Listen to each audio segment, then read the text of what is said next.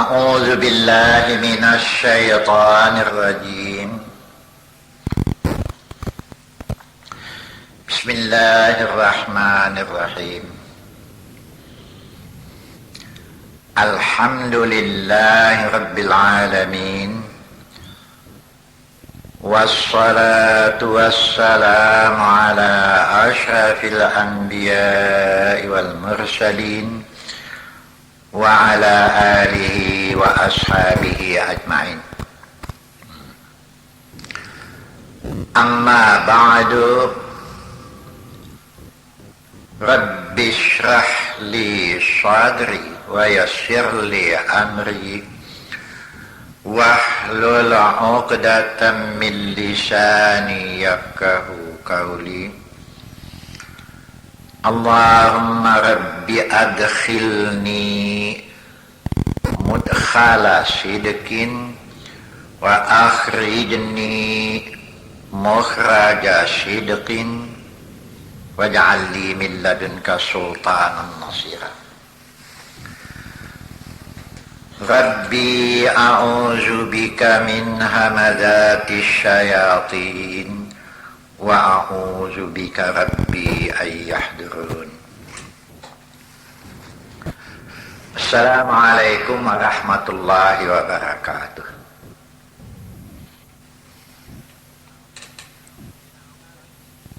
Soal salat ini menjadi persoalan yang pokok sekali dalam beragama. Salat ya, sembahyang yang 5 waktu. Yang kita bicarakan sembahyang 5 waktu lah dulu. Yang sunat-sunat itu nanti. Yang mana dia merupakan tiang keras dalam beragama. Nanti beberapa banyak dalil-dalil siapa yang tidak sembahyang, fungsi salat, rahasia dan kekuatan yang ada pada salat,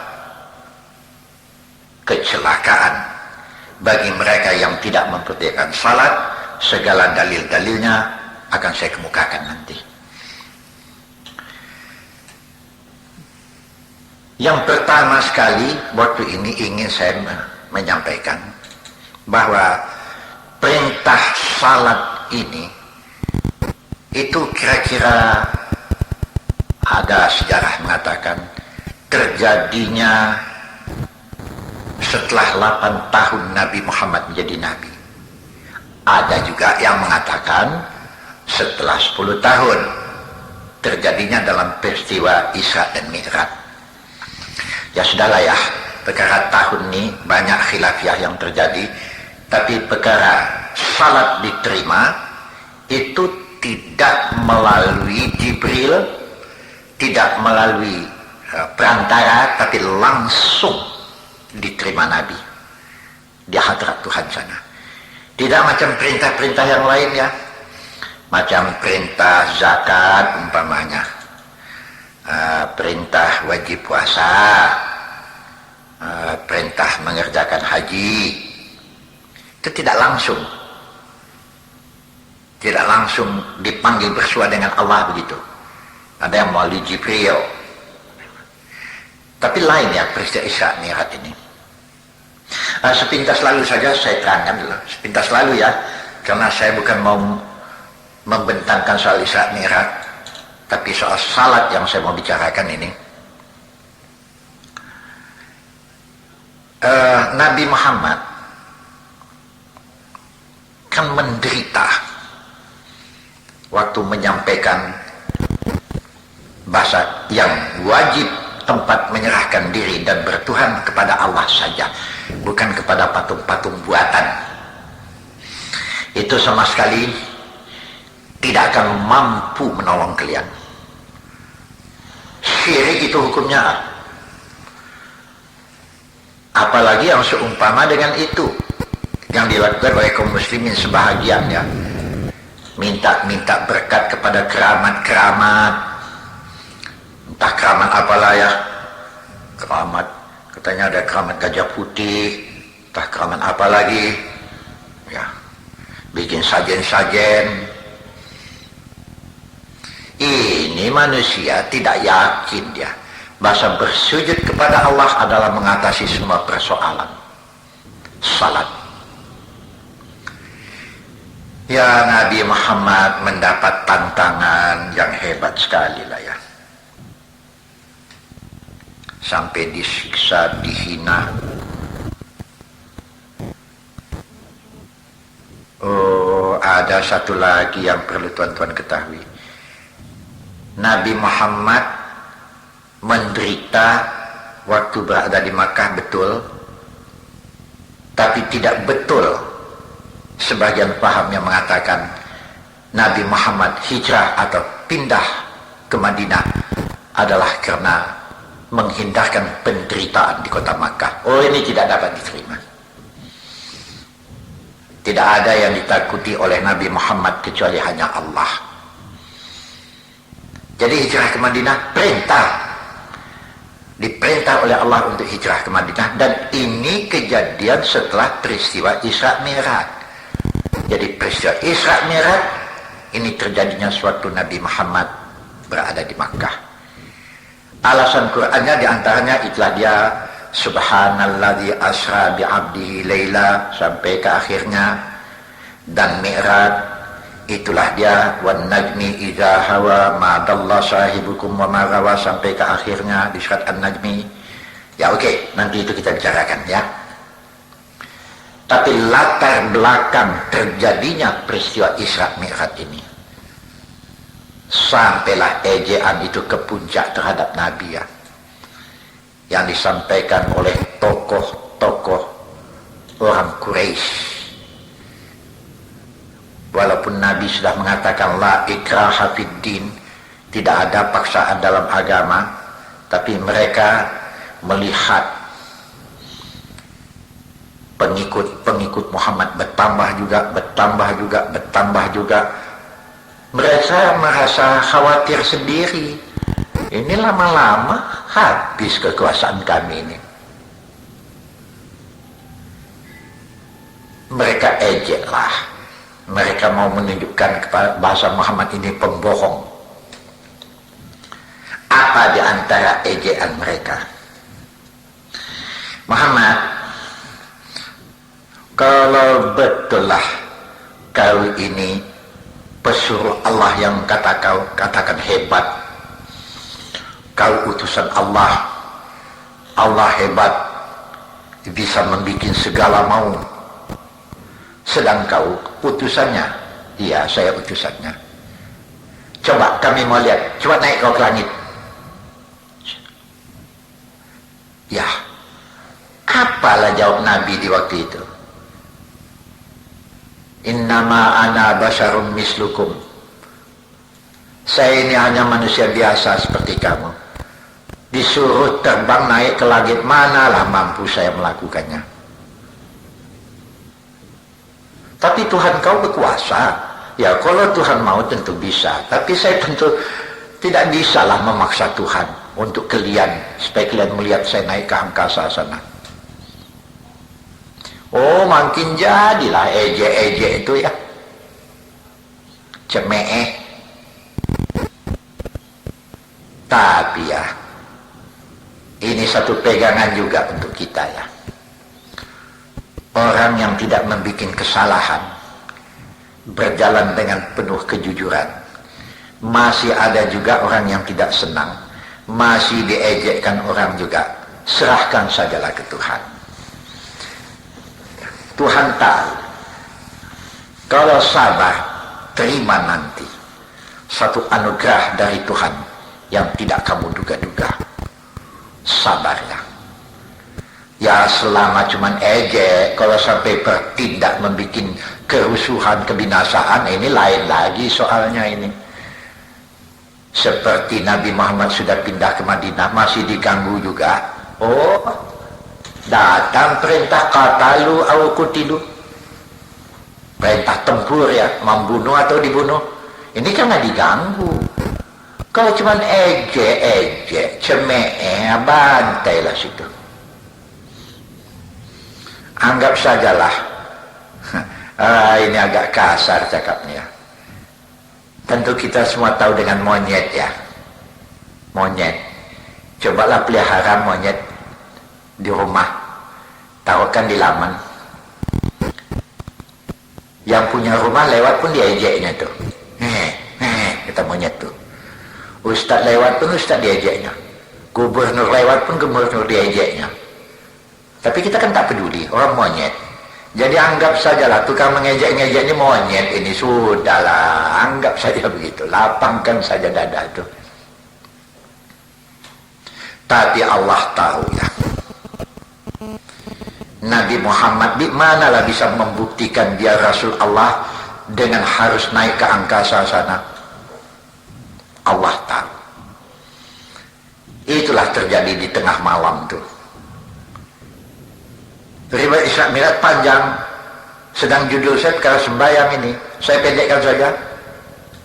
Datang Jibril, Muhammad mari berangkat kita ke angkasa. Berangkat, tapi tidak langsung dari Makkah, dibawa dulu ke Palestina. Apa rahasianya? Ada rahasianya nih, ya. Dengan Burak. Itulah ayat subhanalladzi asra bi'abdihi laila minal masjidil haram ila masjidil aqsa. Berangkat tapi alah jauh di tengah malam lah. Ya kira-kira sepertiga malam terakhir lah berangkat, sebelum subuh sudah kembali. Ini kan luar biasa ini persoalan ini. Naik langit pertama, langit kedua, langit ketiga, langit keempat, 5, 6, 7. Wah ini kalau spesial saya membicarakan soal Isra Mi'raj banyak komentarnya ini ya. Di antaranya jangan tidak, saya singgung juga, jumpa dengan Nabi Adam, di antaranya jumpa lagi dengan Nabi Yusuf, jumpa dengan Nabi Musa, jumpa dengan Nabi Ibrahim, itu diantaranya lagi, ada yang lain-lain ya. Baik Nabi Musa sampai kepada jumpa dengan Ibrahim, Adam, itu nenek kita, ini kan manusia semua ini. Jumpa berhadapan. Tatkala ditanya oleh sahabat-sahabat, berwajah ya. Wah ini satu dalil yang kuat untuk kita. Bahasa mati itu hanya pindah. Ini satu dalil yang kuat untuk kita nih. Jumpa dengan Nabi Adam, ditanya bagaimana, berbentuk gagah cantik ya. Adam cantik ya. Bersih, cerah. Yusuf pun cantik, tak ada contohnya kata Nabi di antara kamu. Musa gagah, ganteng. Ibrahim, lihat saya macam itu Ibrahim. Memang semua nabi-nabi cantik-cantik ya, memang orang pilihan lah ya. Bukan wajah saja cantik, akhlak pun, tingkah laku baik. Patutlah dipilih jadi nabi. Sampai ke angkasa, sampai melihat surga. Ditanya lagi, bagaimana kau lihat surga itu? Nggak ada contohnya kata Nabi. Mala ainun ra'at wala khatra ala kalbin bashar. Tidak ada contohnya di dunia. Kalau tak ada contohnya bagaimana mau menceritakannya? Jangan tidaklah di hadis Bukhari ada disebut yang mengatakan bahasa nikmat, rahmat, nikmat segala ya.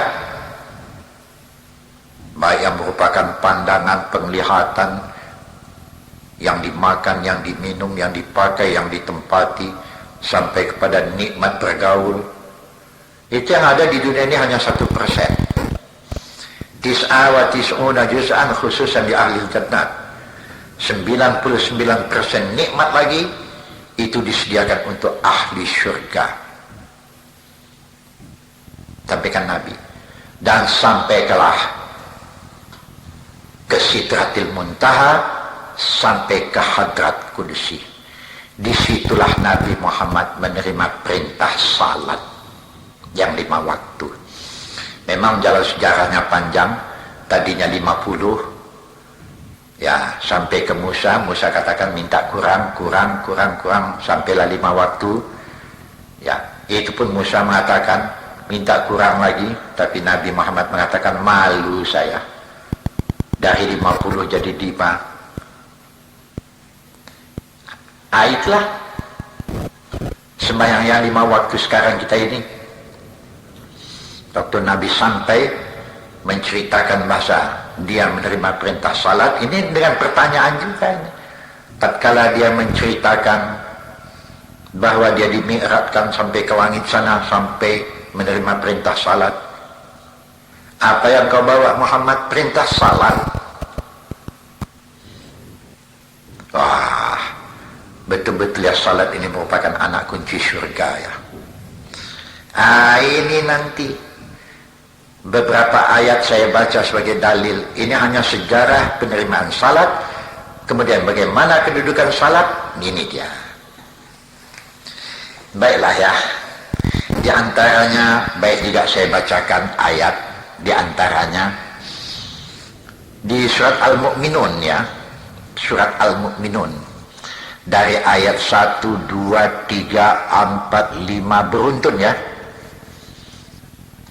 Yang berbunyi qad aflahal mu'minun alladzina hum fi salatihim khashi'un walladzina hum 'anil lagwi mu'ridun walladzina hum lizzakati fa'ilun walladzina hum li furujihim hafizun illa ala azwajihim aw ma malakat aymanuhum fa innahum ghairu malumin faman ibtagha wara'a dzalika fa ulaika humul adun walladzina hum li amanatihim wa ahdihim ra'un walladzina hum ala salawatihim yuhafizun ulaika humul warisun alladzina yarisunal firdausahum fiha khalidun. Oh, panjang kali ayatnya ya yang saya bacakan ini. Ini soal salat sajalah yang jadi pembicaraan kita. Yang lain ada. Soal salat yang pertama itu ayat pertama, ayat kedua. Kemudian soal salat juga itu ayat yang ke-9, ayat yang ke-10 dan ayat yang ke-11. Ayat ke-1 dan kedua dari surat Al-Mu'minun mengatakan ada aflahal mu'minun. Sesungguhnya sangat beruntunglah orang yang beriman. Beruntunglah orang yang mukmin. Orang mukmin yang mana? Nah, ini soalnya. Ayat kedua mengatakan alladzina hum fi salatihim khashi'un.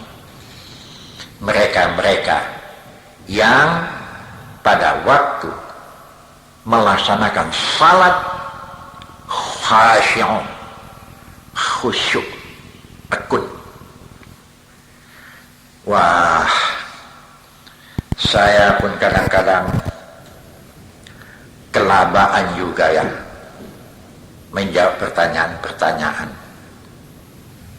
Di antaranya dikatakan, Ustadz, bagaimanalah salat yang khusyuk itu Ustaz?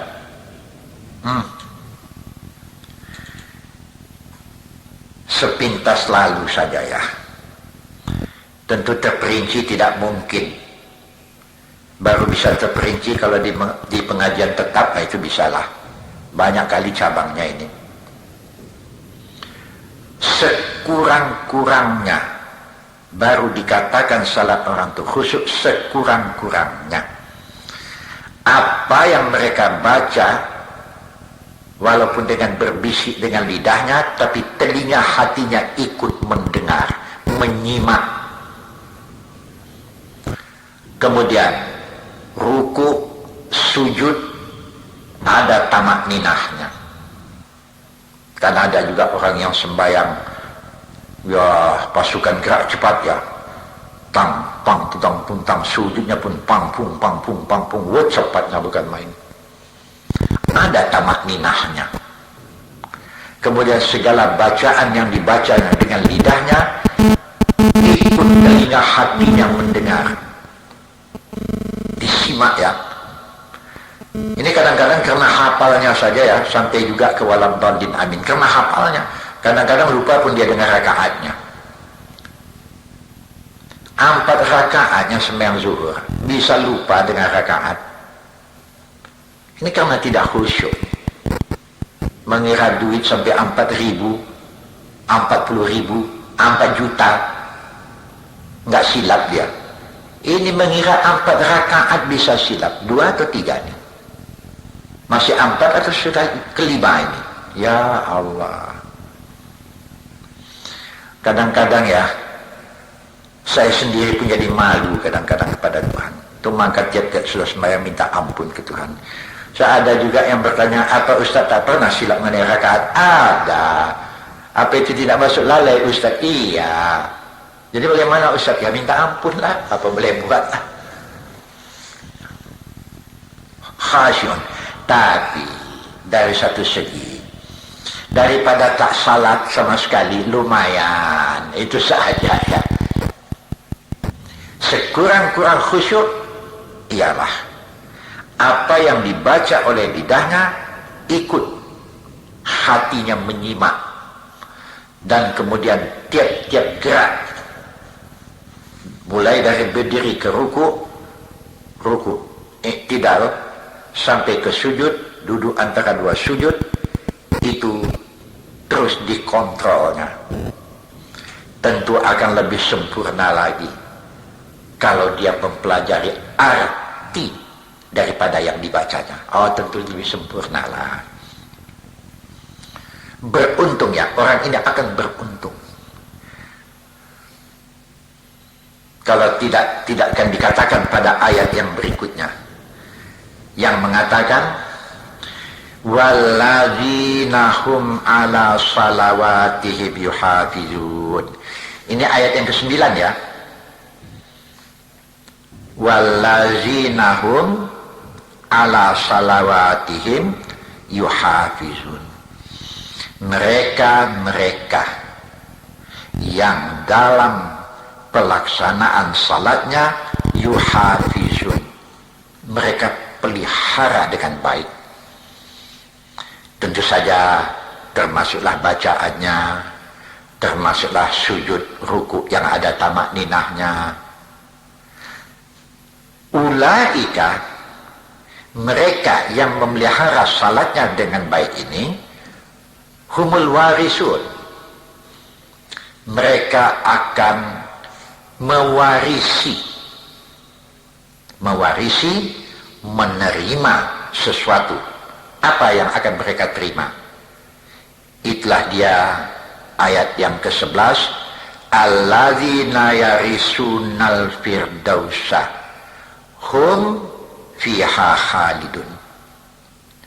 Yang akan mereka warisi adalah firdaus. Firdaus ini surga ini. Hum fiha khalidun. Mereka kekal. Jadi dengan begini jelaslah duduk persoalannya, bahwa orang yang salat pasti masuk surga, terima surga. Oh, dosanya banyak Ustaz. Oh, perkara dosa banyak ini memanglah mungkin akibat-akibat daripada dosa yang dibikinnya masuk neraka lah dia. Tapi tidak kekal. Bagaimanapun orang yang salat satu waktu masuk juga ke surga. Ini sudah pernah saya bicarakan di kaset-kaset yang lain, sudah pernah saya bicarakan ini. Bahasa kalau orang itu orang yang salat, bagaimanapun besar dosanya, tapi akhirnya masuk surga juga dia. Sudah pernah saya bicarakan ini. Cobalah cari kasetnya. Nah, ini satu. Oh, ada lagi yang sangat penting yang perlu saya bicarakan di sini. Banyak orang yang gelisah sekali dalam kehidupannya. Untuk itu, untuk mententramkan jiwa, menghilangkan kegelisahan. Tidak ada jalan selain daripada peliharalah sembahyang, bersujud kepada Allah. Ya, hati-hatilah. Di surat Al-Hajj, di surat Haji, di ayat yang ke-77 diulang lagi atau dijelaskan lagi.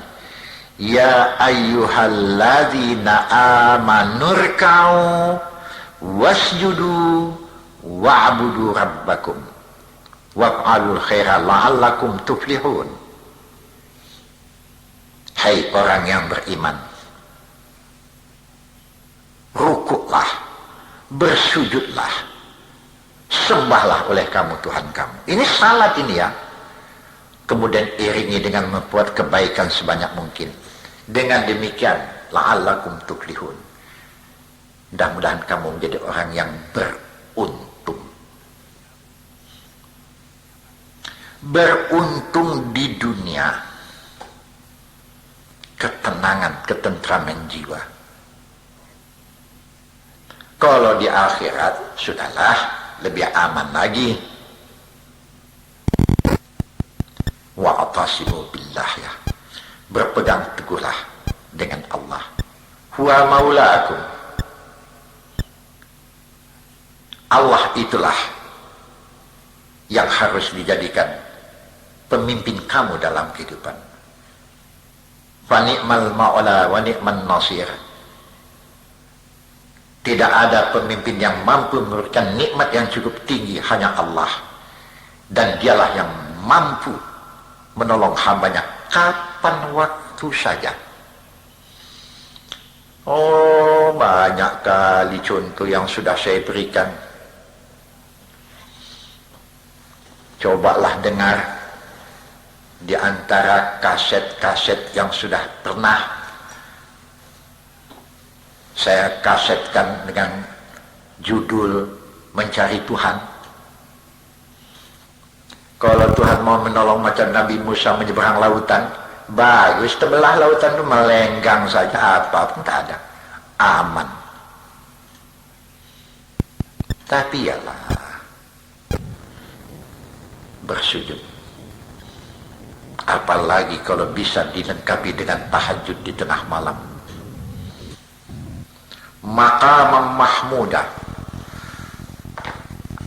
Maqamam mahmudah itu janji Allah ya. Wa minal laili fatahajjad bih nafilatan laka asa an yab'asaka rabbuka maqamam mahmuda. Itu janji Tuhan. Orang yang ditempatkan Allah pada tempat yang terhormat, mereka yang bersujud di tengah malam. Ini boleh nanti dilihat ayatnya, ya boleh saya bacakan ayatnya nanti saya bacakan ayatnya ya. Orang yang bangun di tengah malam bertahajud akan ditempatkan Allah pada tempat yang terhormat. Sekarang sampai sini dulu, nanti saya tunjukkan ayatnya di mana. Assalamualaikum warahmatullahi wabarakatuh.